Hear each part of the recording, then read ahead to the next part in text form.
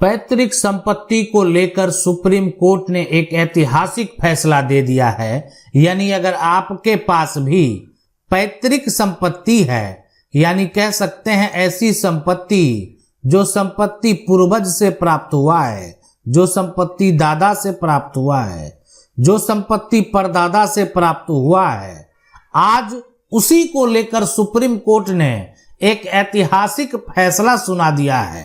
अब देखें, एक ये जमीन है, जमीन का नक्शा है, इसमें जमीन दर्ज है, बहुत सारे प्लॉट जो हैं यानी इनके हैं, इनके पूर्वज के हैं, इनकी ये सारी जो संपत्ति है वो पैतृक है, यानी पूर्वज से प्राप्त संपत्ति है। अब हुआ क्या, एक भाई जो है वो गांव में रहता है और इसके द्वारा इस जमीन पर खेती किया जाता है।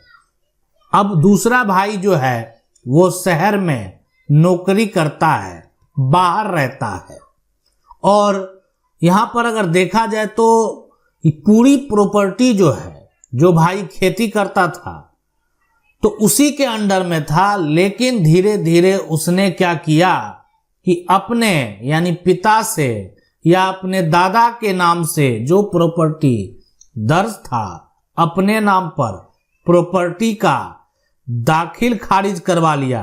रही बात कब्जा का, पैतृक संपत्ति में हक पाने के लिए जमीन पर कब्जा का क्या मतलब है, ये भी आप जरूर जान लीजिए। यानी ये जो भाई हैं जो खेती करते थे तो ये तो पूरी जमीन पर खेती करते थे, दूसरा भाई शहर में नौकरी करता था।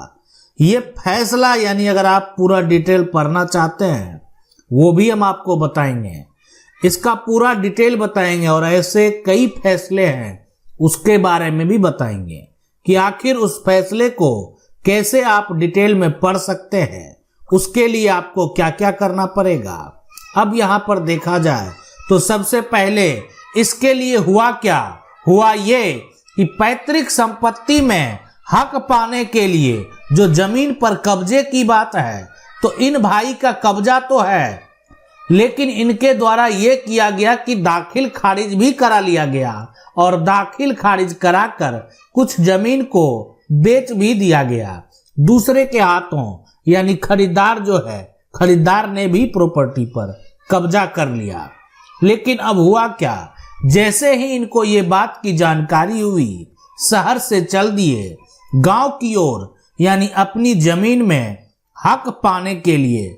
हक पाने के लिए अब है सवाल कि हक पाने के लिए जमीन पर क्या कब्जा होना जरूरी है।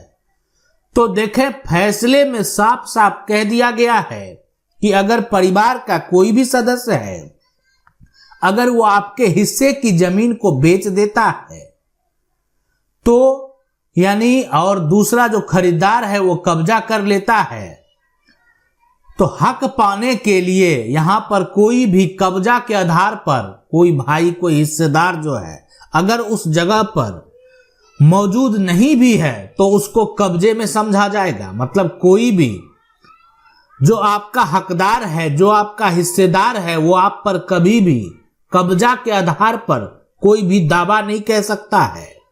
यानी कभी भी कोर्ट में ये भी जाकर नहीं कह सकता है कि उस जमीन पर उसका कब्जा है, यानी वो अधिकार की बात कर ही नहीं सकता है। अब रही बात, अब तो जमीन बिक गया, खरीदने वाला खरीद लिया, अब क्या होगा।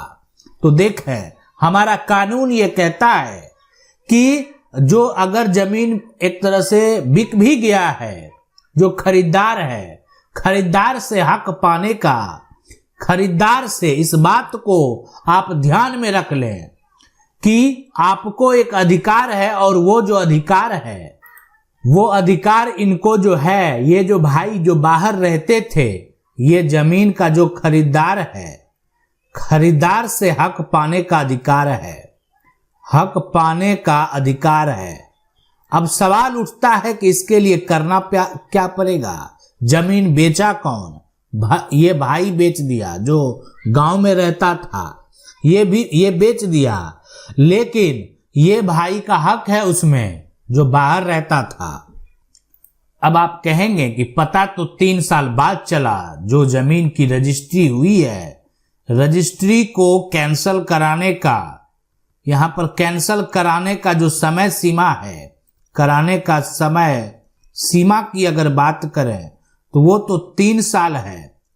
अब कैसे करेंगे तो हम आपको बता दें, जो हमारा कानून है उसका अगर यहां पर देखा जाए तो article 65 of the limitation act की अगर बात करें, एक्ट की अगर बात करें तो यहां पर जो समय सीमा है वो 12 वर्ष है। कहने का मतलब ये है कि आप अगर कोई सूट फाइल करते हैं तो यहां पर आपको क्या होगा, पार्टीशन जो है, यानी आप अपना शेयर की बात कर रहे हैं, हक की बात कर रहे हैं, है ना। पार्टीशन के साथ साथ जो है, साथ साथ आपको यहां पर कैंसिलेशन फाइल करना पड़ेगा, पार्टीशन भी करना पड़ेगा और साथ में कैंसिलेशन भी। यानी मान लेते हैं ये जमीन है, इस जमीन पर यानी आपको जो है ये जमीन तो बेच दिया गया, ठीक है, यहां पर ये आप कह सकते हैं बिक गया, ठीक है, बिक गया।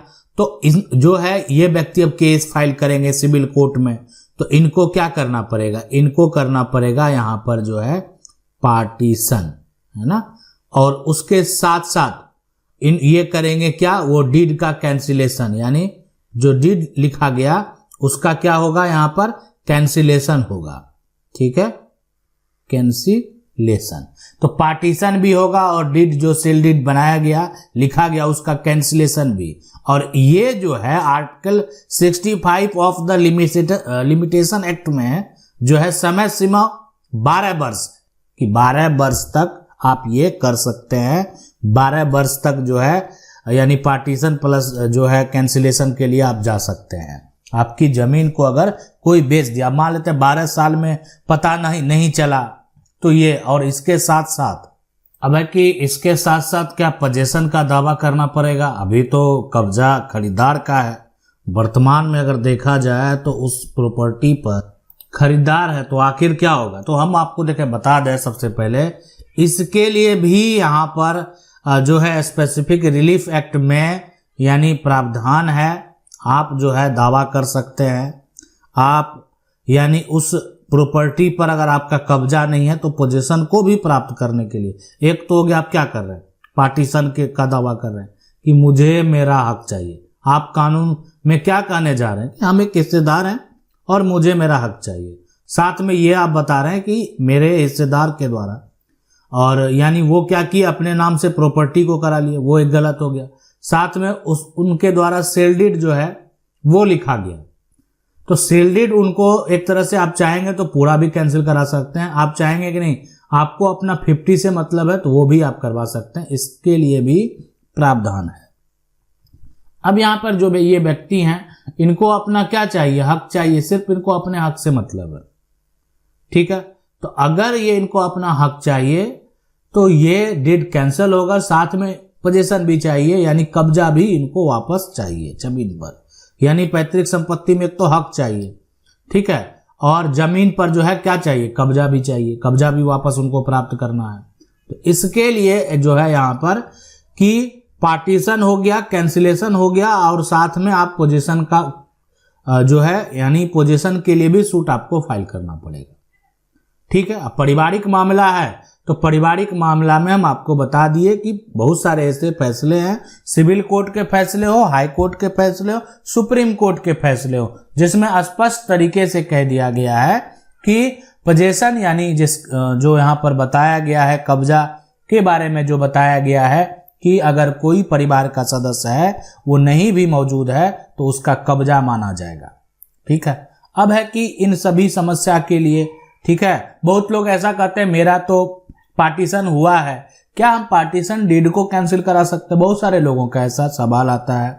तो हम उनको बता देना चाहते हैं कि अगर कोई जो यहाँ पर एक तरह से पार्टीशन है वो रजिस्टर्ड है ना, रजिस्टर्ड है, तो क्या होगा, रजिस्टर्ड अगर पार्टीशन है, पार्टीशन है तो ये पार्टीशन आप कह सकते हैं डीड है, तो ये कभी कैंसिल नहीं होता है। आप इसको कभी भी जो है यहां पर कैंसल नहीं कर सकते, कैंसल नहीं कर सकते। ये बात आप याद रखें। एक बार पार्टीशन अगर रजिस्टर्ड हो जाएगा, सभी, ये पार्टीशन रजिस्टर्ड कब होगा? जब सभी परिवार के सदस्य जो हैं सम्मिलित होंगे और सभी उस बात पर अपनी सहमति देंगे, तो रजिस्टर्ड पार्टीशन डीड तैयार हो गया। अगर उसको कोई भी कैंसिल करना चाहता है तो वो कभी कैंसिल नहीं होगा। ये कैंसिल कब होगा? रजिस्टर पार्टीशन डीड भी कैंसिल होगा अगर इसमें त्रुटि हुई है, किसी हिस्सेदार का हक मारा गया है, किसी को हक नहीं दिया गया है, उस केस में ये कैंसल जो है वो हो सकता है। ऐसे अगर कोई रजिस्टर्ड पार्टीशन हुआ है तो यहां पर अगर कोई हकदार का एक तरह, अब नाम ही उसका दर्ज ही नहीं किया कहीं पर भी, वो था ही नहीं, बाद में आ गया और ये साबित कर दिया वो कि हम उस परिवार के उत्तराधिकारी हैं, मुझे हक नहीं दिया गया और अपने में ये प्रॉपर्टी को बांट लिया गया, ऐसा अगर होगा तो वो हक का दावा अगर करेगा तो कानूनी तौर पर वो संपत्ति, वो हक जो है वो वापस प्राप्त कर लेगा। आशा करते हैं वीडियो अच्छा लगा होगा। वीडियो को लाइक जरूर कर दें। चैनल को पहली बार देख रहे हैं, सब्सक्राइब करके जो बेल आइकन है उसको जरूर दबा लें। मिलते हैं अगले वीडियो में, तब तक के लिए जय हिंद।